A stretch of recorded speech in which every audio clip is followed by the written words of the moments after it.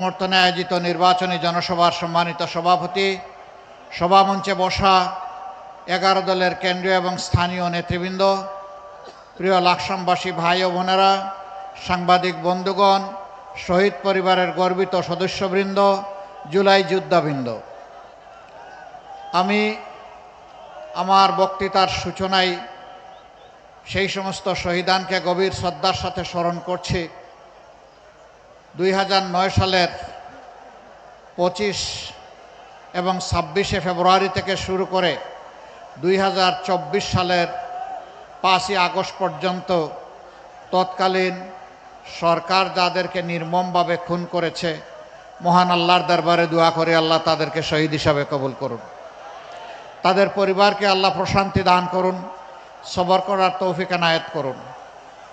ফ্যাসিবাদের বিরুদ্ধে লড়াই করতে গিয়ে যারা আহত হয়েছে, পঙ্গু হয়েছে, তাদের প্রতি সহানুভূতি প্রকাশ করছি। আল্লাহ তাআলার দরবারে দোয়া করে আল্লাহ তাদেরকে সুস্থ করে দিন।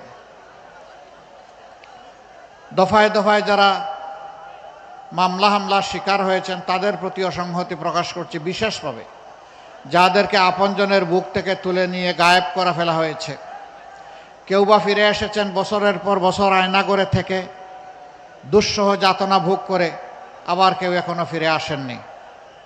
এটা ধরে নেওয়ার আর কোনো কারণ থাকছে না। যারা ফিরে আসেননি তারা এই জগতে আছেন, এই আশাটাও নিভে গেল। 36 জুলাই বা 5 আগস্ট পট পরিবর্তনের পর যারা বেঁচে ছিলেন তারা ফিরে এসেছেন, কিন্তু যারা ফিরে আসেননি তাদের ভাগ্যে কি হয়েছে আল্লাহ তাআলা ভালো জানেন। আমরা যখন গুম হওয়া পরিবারগুলোর কাছে গিয়েছি, তখন তাদের মা বাবা, তাদের স্ত্রী, ভাই বোন, অবুঝ সন্তানেরা আমাদেরকে জিজ্ঞেস করেছে, আমাদের প্রিয়জন কি বেঁচে আছেন, আপনারা কি তার কোনো খবর জানেন? আমরা বলেছি আমাদের কাছে কোনো খবর নেই। শিশুরা অনেক সময় হাত ধরে টেনে একটা দেয়ালের পাশে নিয়ে গেছে, আপন মনে ছবি এঁকেছে, বাবার ছবি। ছবি দেখি আঙ্গুল দিয়ে বলতেছে, এ আমার বাবা। আমার বাবা কি আর কোনোদিন ফিরে আসবে? এই অবুঝ শিশুর কাছে আমাদের কোনো জবাব ছিল না। এত নিষ্ঠুর, এত নির্মম কিভাবে মানুষ হতে পারে? পট পরিবর্তনের পর সাবেক গণভবনকে এখন জুলাই স্মৃতি জাদুঘর করা হয়েছে। সেখানে একটা ডামি প্রতীকী আয়নাঘর বানানো হয়েছে। আমার দেখার সুযোগ হলো। অবশ্য আমিও আয়নাঘরের কাছাকাছি ছিলাম। প্রথমবার আমাকে গ্রেফতার করার পরে সে আচরণই আমার সাথে করা হয়েছিল। 11.5 মাস তাদের কবলে থেকে আল্লাহ আমাকে মুক্ত করেছিলেন। পরপর 3 বার এইরকম স্বৈর শাসনের হাতে আমি বন্দী হয়েছিলাম। আমার কোনো আফসোস নেই, বন্দী আমি একা হই নাই, আমার লক্ষ সহকর্মীও বন্দী হয়েছিল। কাজেই আমি ছিলাম মাত্র তাদের একজন। সেই আয়নাঘরের প্রতীকী স্থাপনা যখন দেখলাম, আমি অবাক হয়ে গেলাম যে পাসপোর্ট 6 ইঞ্চির এই মানুষগুলো এখানে পা লম্বা করে তো ঘুমানোর কোনো সুযোগ ছিল না। সোজা একটা কবরের সাইজ, ওখানে পেশাব, ওখানে পায়খানা, ওখানে গোসল, ওখানে থাকা, ওখানে খাওয়া।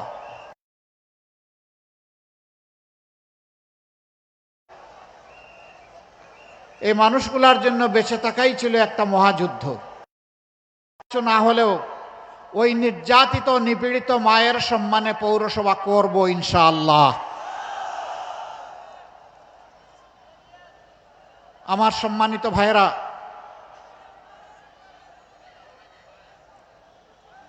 আপনারা কি চান বাংলাদেশ আবার ফ্যাসিবাদের আমলে চলে যাক? তাহলে 5 তারিখের পট পরিবর্তন হওয়ার পরে যারা জুলাই মানে না, যারা সংস্কার মানে না, যারা চরিত্র পাল্টায়নি, তাদেরকে দিয়ে কি নতুন বাংলাদেশ গড়া সম্ভব? 13 তারিখ নতুন বাংলাদেশ পাওয়ার জন্য 18 কোটি মানুষ যে মুখিয়ে আছে, যারা এখনই ফ্যাসিবাদের আচরণ করে চলছে জাতির সাথে, তাদেরকে দিয়ে কি ফেসিবাদ মুক্ত বাংলাদেশ গড়া যাবে? যাবে না। আপনারা মনে হয় একটু ভয় পাচ্ছেন নাকি? তা আওয়াজ এত ক্ষীণ কেন? ওদেরকে দিয়ে ফেসিবাদ মুক্ত বাংলাদেশ গড়তে পারবেন? ফেসিবাদ মুক্ত বাংলাদেশ গড়তে হলে ফেসিবাদের বিরুদ্ধে লড়াই করার সাহস যাদের আছে তাদেরকে বেছে নিতে হবে। এ সাহস আল্লাহর মেহেরবানি জামাতে ইসলামীর আছে। দফায় দফায় জামাতে ইসলামীর নেতৃবৃন্দকে মিথ্যা অভিযোগে সাজানো, সাক্ষী পাতানো, আদালত দিয়ে হত্যা করা হয়েছে। জামাত কারো কাছে মাথা নত করে নাই, কারো দয়া অনুকম্পা কামনা করে নাই। হাজার কর্মী সহকর্মীকে হারিয়েছে, মাথা নত করে নাই। কোন চক রাঙ্গানিকে পরোয়া করে নাই, দেশ ছেড়েও পালায় নাই। ছিলাম, আলহামদুলিল্লাহ আছি, ইনশাল্লাহ থাকবো। এ দেশ আমাদের ঠিকানা। আমাদের কোনো মামা খালুর দেশ নাই, বেগম পাড়া নাই। আমাদের পাড়া একটাই, এটি আমার গর্বের বাংলাদেশ। শুধু কি তাই? হাঁচি কাশি হলেও ওই নেতারা দেশ ছেড়ে অন্য দেশে চলে যায় চিকিৎসার জন্য। দেশের প্রতি কোনো আস্থা নাই, অথচ তারাই একসময় কেউ না কেউ বাংলাদেশ শাসন করেছেন। তো সেই জায়গাটা গড়লেন না কেন? হাসি কাশির চিকিৎসার জন্য এখন বিদেশে যেতে হয় কেন? কেন এই দেশের উপরে আস্থা নাই? হ্যাঁ, এই দেশটা হচ্ছে আপনাদের টাকা মানানোর মেশিন। জনগণের টাকা হাতিয়ে নেবেন, লুণ্ঠন করবেন, ব্যাংক ডাকাতি করবেন, শেয়ার বাজার লুণ্ঠন করবেন, তারপরে সমস্ত টাকা বিদেশে পাচার করে দেবেন। নিজের ছেলে মেয়েকে বিদেশের মাটিতে লেখাপড়া করাবেন। এখন তো বিয়ে শাদিও অন্য জাতির সাথে হচ্ছে, আপত্তি নাই। আপত্তি এক জায়গায়, যে বাংলাদেশের কোনো মেয়ে এবং ছেলে আপনাদের পছন্দ হয় না। বড় ভালোবাসেন দেশটাকে, নিজে পড়ে আছেন ইনকাম জেনারেশনের জন্য অবৈধভাবে। আপনি আসল দেশপ্রেমিক। দেশপ্রেমিকের অভিনয় আমরা এই ভণ্ডামি আর দেখতে চাই না। দেশপ্রেমিক হলে সকল কাজে দেশপ্রেমের পরিচয় বাস্তবে দিতে হবে, মুখে নয়। মুখের কথা জনগণ এখন আর বিশ্বাস করে না অনেকের। যারা বাস্তবে প্রমাণ করেছে মরণে জীবনে সুখে এবং দুঃখে দেশ এবং জনগণের পাশে আছে, ইনশাআল্লাহ জনগণ তাদের পাশে এসে দাঁড়াবে। আজকে বাংলাদেশের সর্বত্র ন্যায় এবং ইনসাফের পক্ষে, আধিপত্যবাদ বিরোধী, চাঁদাবাজ বিরোধী, দুর্নীতিবাজ বিরোধী, মামলাবাজ বিরোধী একটা সমাজ বিনির্মাণের জন্য জনগণ আজ একাট্টা হয়েছে। জায়গায় জায়গায় গণজোয়ার শুরু হয়েছে, দেখে অনেকে দিশাহারা। এখন আমার মারেও বেইজ্জত করে, মায়ের গায়েও বেদিশা হয়ে হাত দেয়। আমরা পরিষ্কার বলে দিচ্ছি, আমাদের জীবনের চাইতে আমাদের মায়েদের ইজ্জতের মর্যাদা আমাদের কাছে অনেক বেশি। মাদের গায়ে হাত দিবেন, ইনশাল্লাহ আমরা ছেড়ে কথা বলবো না। মা তো আপনারও আছে, আগে আপনার মাকে সম্মান করুন, তাহলে বাংলাদেশের 9 কোটি মাকেও আপনি সম্মান করতে পারবেন। যে নিজের মাকে সম্মান করতে পারে সে দেশের প্রত্যেকটা মাকে সম্মান করতে জানে। আর যে নিজের মাকে সম্মান করার শিক্ষা পায়নি, সেই কেবল আমার মায়ের গায়ে হাত দিতে পারে। সম্মানিত ভাইরা, মাথা গরম হওয়ার কারণ আছে। অবশ্য মাঘ মাস, এখন আরো শীত থাকার কথা ছিল, তাই না? শীত একটু কম, তারপরেও তো মিষ্টি মিষ্টি শীত আছে। তো আমি ওদেরকে জিজ্ঞেস করি, মাঘ মাসেই যদি মাথার ছান্দি এত গরম হয়, চৈত্র মাসে তোমাদের ছান্দিটা কেমন হবে? এটি গণতন্ত্র নয়। গণতন্ত্র হচ্ছে নিজের কর্মসূচি, বক্তব্য, পরিকল্পনা নিয়ে জনগণের কাছে যাবে। জনগণ শুনবে, বিশ্বাস করবে কি করবে না, এটা জনগণের অধিকার। অন্যের কথা শুনতে হবে যেমন নিজের কথা আপনার বলার অধিকার আছে। আপনাকে কেউ চাপা দিবে না, বাধ্য করবে না, ভোট তাকে দিতে হবে, তাহলে আপনি অন্যকে বাধা দেন কেন? গণতন্ত্রের গালবোরা বুলিয়া উড়াবেন, আবার ফেসিবাদী কায়দার আচরণ করবেন, এই দুইটা একসাথে যায় না। মাশাআল্লাহ, ঘরে ঘরে এখন কার্ড বিতরণ হচ্ছে, নাম তার ফ্যামিলি কার্ড, তাই না? কোনো জায়গায় তার মূল্য 2000, কোনো জায়গায় 7000, কোনো জায়গায় 20,000। আবার কোনো জায়গায় বলা হচ্ছে আমরা 50 লক্ষ দিব, আবার কোনো জায়গায় বলা হচ্ছে আমরা 50 কোটি দেব। আবার এই ফ্যামিলি কার্ড দেওয়া হবে মায়ের হাতে, বাবার হাতে না। কি চমৎকার! এক হাতে ফ্যামিলি কার্ড আর আরেক হাতে মায়ের গায়ে হাত। বাংলাদেশের মানুষকে এত বোকা মনে করেছেন? সবাই নিজের বুঝটা ভালো করেই বুঝে। গরম হওয়ার কারণ হলো মায়েরা এখন ওপেনলি বলে আমরা অনিরাপদ এই বাংলাদেশ আর দেখতে চাই না, আমরা একটা নিরাপত্তার বাংলাদেশ চাই। আমরা বিশ্বাস করি দাড়িপাল্লা এবং তার সঙ্গীরা এই নিরাপত্তা দিতে পারবে। এইটাই মাদের অপরাধ। ওই যে আমি বলি না, এক বোন তার নিজের পছন্দের পোশাকে তিনি যাচ্ছেন কোথাও, সাংবাদিক বন্ধু তাকে জিজ্ঞেস করছে আগামীতে আপনি কোন ধরনের সরকার চান, কাকে চান? তিনি সংক্ষেপে বলেছেন জামাত। বলছে আশ্চর্য, আপনি জামাতকে চান? বলে হ্যাঁ আমি চাই। বলছে জামাত হলে তো আপনি এই পোশাক পরতে পারবেন না। বলে পরবো না। জামাত আসলে তো আপনার পোশাক পাল্টাতে হবে। বলে যে হ্যাঁ পাল্টাবো। তাহলে আপনি জামাতকে চাচ্ছেন কেন বলেন তো? এই বোনটি উত্তর দিয়েছে জামাত আসলে বাংলাদেশ ঠিক হবে। এরপরে তাকে আবার জিজ্ঞেস করা হচ্ছে জামাতের কোন কাজটি আপনার ভালো লাগে? কয় জামাতই আমার ভালো লাগে। এই যে মায়েরা তাদের নিরাপত্তার জন্যে, সম্মানের জন্যে, আস্থার জন্যে আজকে 11 যদিও নির্বাচনী অক্ষকে বাছাই করে নিছে, এতেই তাদের গায়ে এবং কলিজায় আগুন ধরে গেছে। মনে রাখবেন, গায়ের উপর চাবুক মারতে পারবেন, কিন্তু মনের উপরে কোনো চাবুক চলবে না। মনে রাখবেন, যে মায়ের দামাল সন্তানেরা 24-এ জগদ্দল পাথর হিমালয় সমান ফেসিবাদকে তাড়িয়েছে, সেই সন্তানেরা ঘুমিয়ে পড়ে নাই, তারা এখনো জেগে আছে। আগামীতে জনগণের ভোট নিয়ে কেউ যদি অন্য কোনো চিন্তা করেন, এই যুবকরা সিংহ হয়ে গর্জন করবে। সিংহের থাবা সামাল দিতে পারবেন না। সুতরাং নিজের ছাড়া কারো ভোটের দিকে হাত বাড়াবেন না। সে স্লোগান অচল, আমার ভোট আমি দিব, তোমারটাও আমি দিব না। এই দিন এখন আর নাই। এখন আমারটা আমি দিব, তোমারটা তুমি দাও। আমার যারে পছন্দ আমি দেব, তোমার যারে পছন্দ তারে দাও। এর নাম হচ্ছে ডেমোক্রেসি, এর নাম হচ্ছে এসেন্স অফ ডেমোক্রেসি, গণতন্ত্রের সৌন্দর্য। আমরা সেটা দেখতে চাই, কিন্তু বিভিন্ন জায়গায় আমরা তার ব্যতিক্রম দেখছি। যৌবনের তারুণ্যের শক্তি নিয়ে হাসনাত আব্দুল্লাহ অনেক কথাই ব্যাপারে বলেছে, আমি আর রিপিট করতে যাচ্ছি না। আমি সবাইকে বলবো, এ দেশটা সবার, শুধু আমার একার নয়। সাধারণ মানুষ, প্রশাসনের বিভিন্ন জায়গায় যারা আছেন, আমরা বিশ্বাস করি দেশ আমাদের সবার। সবার দায় আছে, সবার সম্মিলিত প্রয়াসেই আমরা একটা সভ্য দেশ গড়তে পারবো ইনশাআল্লাহ। এই দেশকে এখনো সভ্য বলা যাবে না। যেই দেশে মাঠে ঘাটে পড়তে প্রান্তরে সর্বত্র চাঁদাবাজি হয়, এটা কখনো সভ্য দেশ হতে পারে না।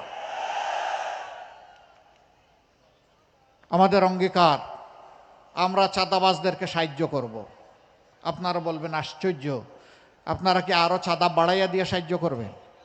না, আমরা তাদেরকে আহ্বান জানাই, তোমরাও আমাদের সন্তান, চাঁদাবাজি ছেড়ে দাও। তোমাদের যদি খাদ্যের অভাব হয়, আল্লাহ আমাদেরকে যে রিজেক্ট দিয়েছেন আমরা ভাগাভাগি করে খাবো, তবু হারামের দিকে হাত বাড়াইও না। চাঁদা নিয়ে মানুষকে কষ্ট দিও না। রাস্তার ভিক্ষুক থেকে শুরু করে শিল্পপতি, সবার ঘুম হারাম। এদের কারণে মানুষের অভিশাপের পাত্র হয়ে গেছো। তওবা করে এখান থেকে বের হয়ে আসো, আমরা তোমাদেরকে বুকে টেনে নেব। এরপরে আমরা কি করব? তোমাদেরকে শিক্ষিত প্রশিক্ষিত করে আমরা তোমাদের হাতেও মর্যাদার কাজ তুলে দেব ইনশাআল্লাহ। যুবক বন্ধুগণ, আমরা তোমাদেরকে কোনো বেকার ভাতা দিব না। বেকার ভাতা দিয়ে আমরা তোমাদেরকে অসম্মান করতে চাই না। আমাদের যুবকেরা যারা লড়াই করে জীবন দিতে জানে অধিকারের জন্য, তারা বেকার ভাতার জন্য লড়াই করে নাই, তারা করেছে লড়াই তাদের মেধা এবং যোগ্যতা অনুযায়ী হাতে কাজ পাওয়ার জন্যে।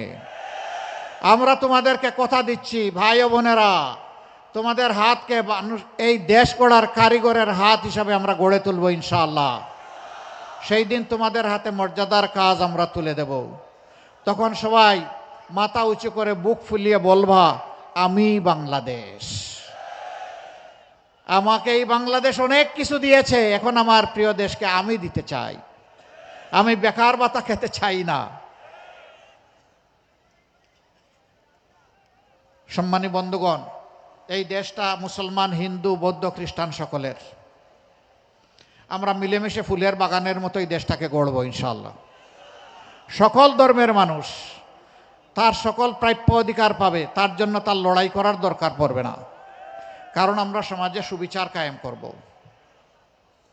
যোগ্যতা অনুযায়ী সবাই দেশ গড়ার কাজে অংশগ্রহণ করবে।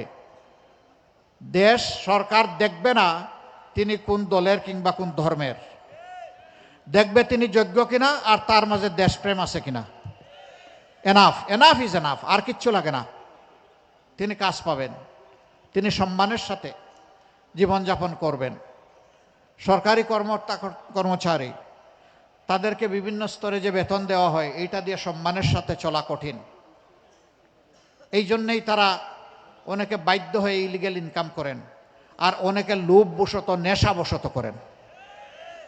আমরা তাদের জন্য ইনশাআল্লাহ সম্মানের বেতন স্কেল তাদের হাতে তুলে দেব ইনশাআল্লাহ।